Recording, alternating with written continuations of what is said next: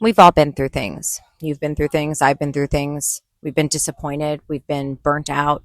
We've had relationships that have scraped the bottom of our self worth. Maybe you've even had a full identity crisis and came out on the other side feeling more resilient. But here's the question I'm going to ask you. Are you actually growing, or are you just getting better at coping? Because those are two very different things. Growth changes you, while, coping helps you survive the same situation without falling apart.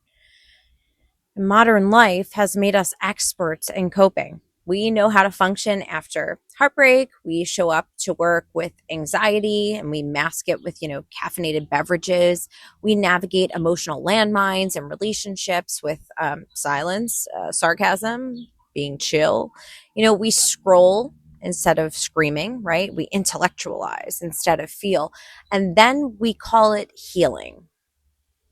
But coping is not the same as healing. Coping is putting a bucket under like a leak in your ceiling, and growth is actually fixing the roof. You get my drift? But here's the tricky part. Coping often looks good from the outside. People who are coping seem stable, they seem calm, they seem mature. Trust me, I'm good at coping. I know what that looks like. But inside, right, we kind of still flinch when we see someone raise their voice. We still try to people please so hard that we forgot what we actually want or stand for. And we still panic when the phone rings. You know, I panic when the phone rings. I always think something bad's going to happen. That's not healing, that's coping. I still feel like a fraud when someone compliments me. I don't want any of that. On the inside, I kind of do, but on the outside, I feel embarrassed, and that's not growth.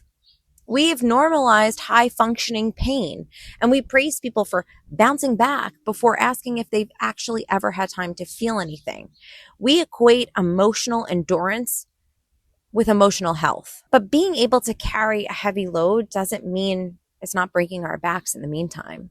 So, how do we tell the difference? Well, let's ask ourselves some questions. I'm going to ask myself, have I truly redefined my boundaries, or am I just avoiding a conflict? Am I comfortable being alone, or am I numb to loneliness? Do I feel more free, or just more disciplined about suppressing things? Growth feels unfamiliar. It feels scary. Coping feels controlled and polished and predictable. Growth requires loss. You have to lose who you were. You have to lose how you saw the world. You have to lose everything you basically believed in about love, about safety, about success, right? But coping lets you keep the structure, which is why people want to cope more instead of actually heal.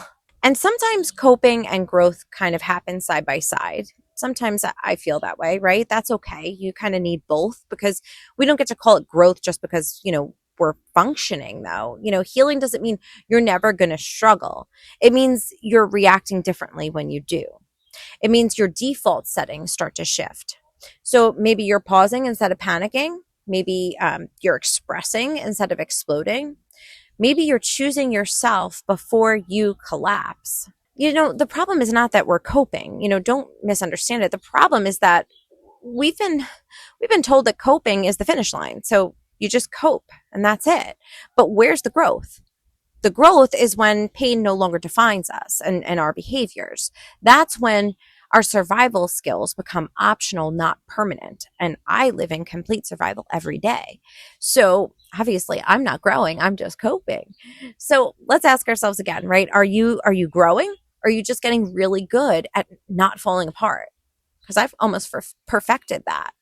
But only you can tell. If you're ready to shift from surviving to becoming, then you know what the next step is. And it's different for all of us. My next step is not the same as your next step.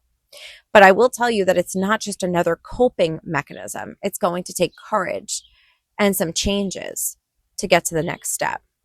And when you're ready, you'll know. And when I'm ready, I'll know. Until then, happy coping.